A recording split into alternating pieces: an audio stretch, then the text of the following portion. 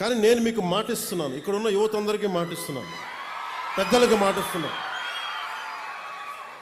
నేను చాలా ప్రైమ్ ఏజ్లో వచ్చాను. నేను పాలిటిక్స్కి ఎర్లీ 30sలో వచ్చాను. నేను దేనికి వచ్చానంటే, నేను ఎంతసేపు మనం జై హిందులు కొడతాం, మహాత్మా గాంధీ గారికి దండలేస్తాం, నేతాజీ సుభాష్ చంద్రబోస్ గారికి సల్యూట్లు కొడతాం,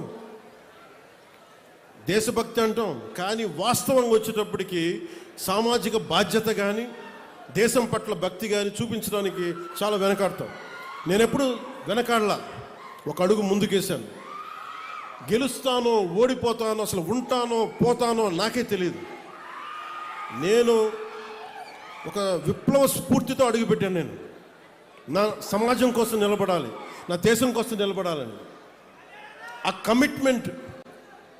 అసలు ఈ ఎన్నికల్లో నేను నేనే గెలుస్తానో లేదో నాకు తెలియదు, నేను ఓడిపోతానో లేదో నాకు తెలియదు, గెలుస్తానో లేదో నాకు తెలియదు. ఒకే ఒక హోప్ ఇచ్చింది నాకు, రాజోలు హోప్ ఇచ్చింది పోయిన ఎన్నికలు. ఈరోజు కూటమి ప్రభుత్వం చూస్తున్న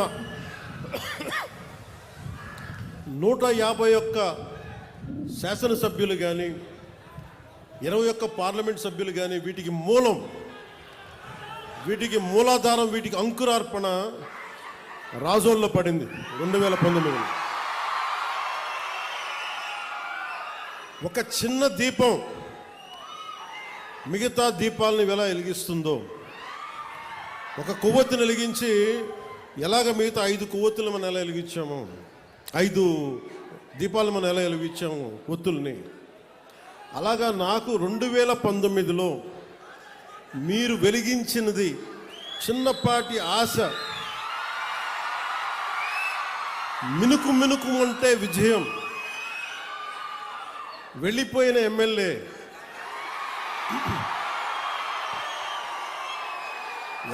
వెళ్ళిపోయినా ప్రజలు వెళ్ళ, నా అన్నదమ్ములు వెళ్ళ, నా మాడపడుచులు వెళ్ళ, మా అక్క చెల్లెలు వెళ్ళ, మమ్మల్ని నిరంతరం చిరంజీవిగా ఉండని ఆశీర్వదించే పెద్దల వదల.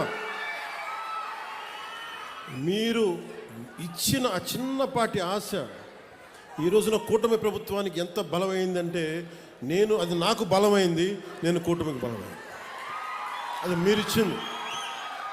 అందుకు నాకు ప్రత్యేకించి బాధ్యత ఉంది. నాకు రాజోలకి ఇందాక మన సోదరులు హరీష్ గారు చెప్పినట్టుగా,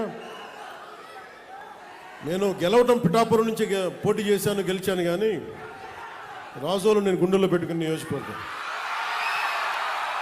అందుకే పరమశివుడి ఆశీస్సులతోటి ఆలయాన్ని మొత్తం నేను అతి త్వరలో దానికి నిర్మాణానికి పూర్తి స్థాయిలో నా సహకారాన్ని దానికి అందిస్తాను.